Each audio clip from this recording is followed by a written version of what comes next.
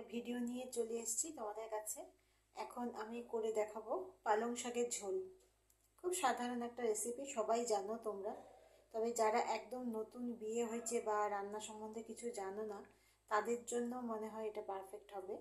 বাকি তো সবার জন্য না, সবাই জানে এইটা, মানে এটা নতুন কিছু না, সবাই জানে।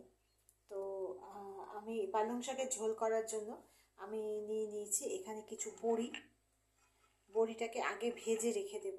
তারপরে নিয়েছি এখানে শিম, এখানে বিনস নিয়েছি কিছু, বিনস, ফুলকপি, এখানে নিয়েছি এটা ওলকপি, আর পালং শাক। তো এই কয়টা জিনিস দিয়ে আমি পালং শাকের ঝোল করে দেখাবো। যারা একদম নতুন সদ্য, যারা রান্নায় ঢুকেছো বা রান্না করছো, একদম নতুন যারা, তাদের জন্য এটা ঠিক আছে। মানে তারা দেখো, তোমরা দেখো কিভাবে করে, আর সবাই দেখো। যদি আমার টা দেখে ভালো লেগে থাকে তাহলে শেয়ার করবে, সাবস্ক্রাইব করবে, প্লিজ প্লিজ প্লিজ। তো আমি চলো শুরু করি। তো এখানে আমি কড়াইতে তেল দিয়ে দিয়েছি। তেল দিয়েছি, প্রথমে আমি এই বড়িটাকে ভাজা করে নেব।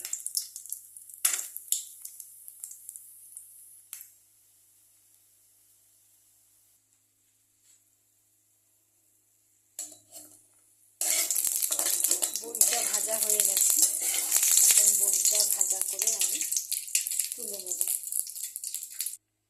বড়িটা তুলে নিয়েছি।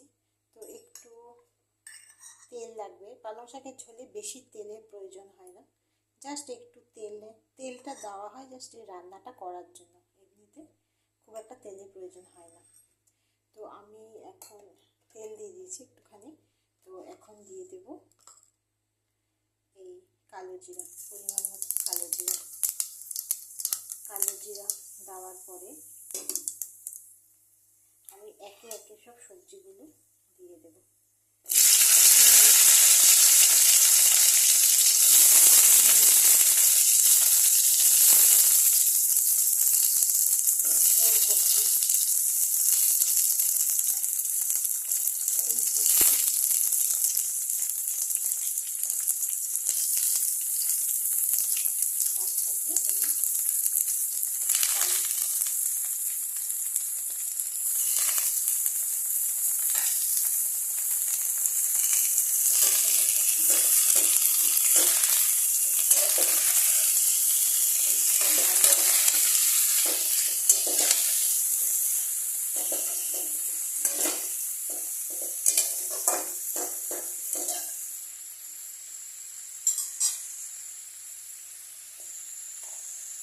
একটু নাড়িয়ে নিয়ে এখানে দিয়ে দেব পরিমাণ মতো লবণ।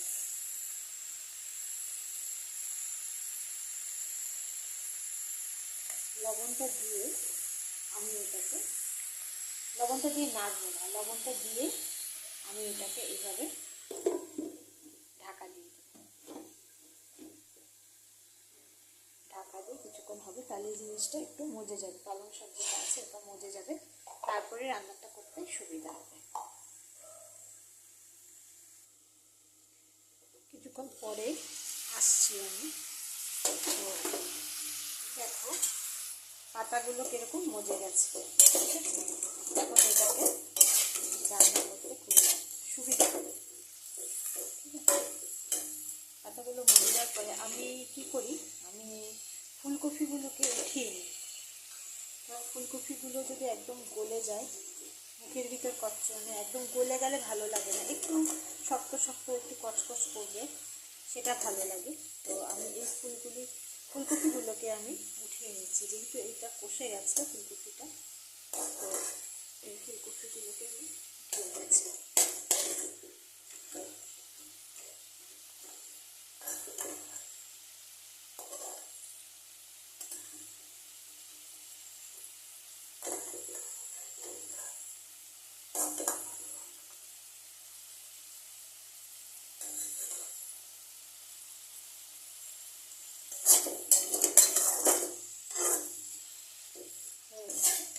আমি একটা কথা বলতে ভুলে গেছি, মটরশুঁটির কথা।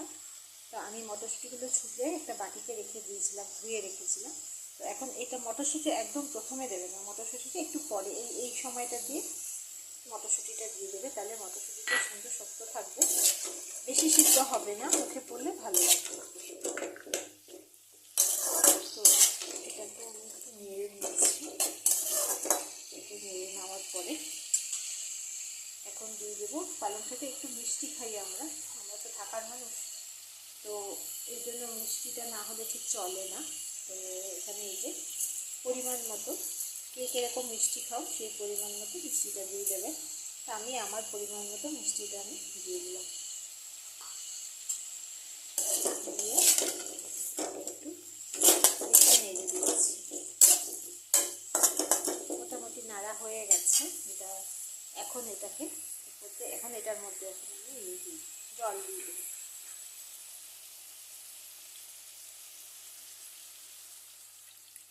পরিমাণ মতো জল দিয়ে দেবো। একটু ঝোল ঝোল থাকবে, পালং শাকের ঝোল, এই জন্যই নাম। একদম শুকনো তো করবো না, একটু ঝোল ঝোল থাকবে। একটু ঝোল ঝোল থাকার জন্য এতখানি জল আমার মনে হয় যথেষ্ট। তো এটাকে একটু সিদ্ধ করতে হবে। বাকিগুলো যেগুলো দেওয়া আছে, শিম, ওলকপি, বিনস, মটরশুঁটি, এই একটু পালং শাক তো হয়েই আছে, তবুও পালং শাকের জলের মধ্যে একটুখানি সিদ্ধ করে নিতে হবে। তো এইটুকু জল দিয়ে আমি এখন এটাকে কিছুক্ষণের জন্য ঢাকা দিয়ে রাখবো। ঢাকা দিয়ে রাখছি। আর এটাকে একটু মাঝারি থেকে একটু কম আঁচ দিয়ে দেব।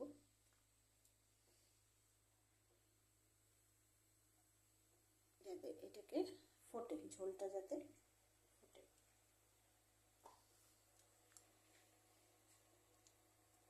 তো আসছি একটু পরে। চলো দেখি এবার হলো কিনা। কিছুক্ষণ পরে ফিরে আসলাম আমি। তো এখন ঝোলটাও কমে গেছে, এটাও হয়ে গেছে মোটামুটি। এখন ভেজে এই ফুলকপিগুলো যেটা উঠিয়ে নিয়েছিলাম সেটা দিয়ে দেবো। আর ভাজা বড়িগুলোকে একটু হাতে ভেঙে দেবো।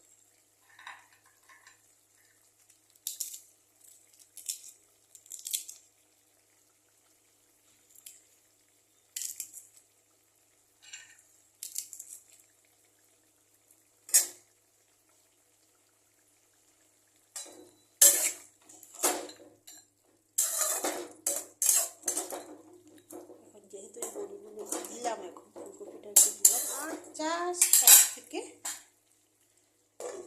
2 মিনিট। চলো 2 মিনিট হয়ে গেছে।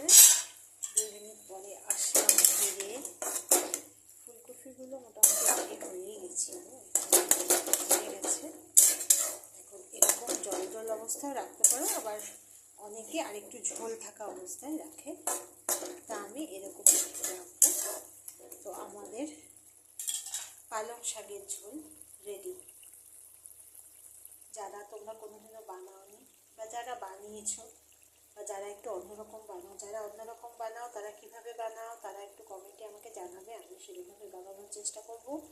আর এইভাবে যারা কখনো বানাওনি তারা বানিয়ে দেখতে পারো, ভালো লাগবে, খুব সুন্দর টেস্ট হয়, খুব ভালো হয়। আর শীতকালে পালং শাকের ঝোল দুপুরবেলা, সে এক মানে কি বলবো, সে খাওয়ার মর্যাদাটাই অন্যরকম হয়ে যায়। তোমরা বানিয়ে দেখে খেয়ে দেখো, ভালো লাগবে। আমার এই রেসিপিটা ভালো লাগবে, লাইক করবে, শেয়ার করবে, সাবস্ক্রাইব করবে। আজকে আসি, চলো।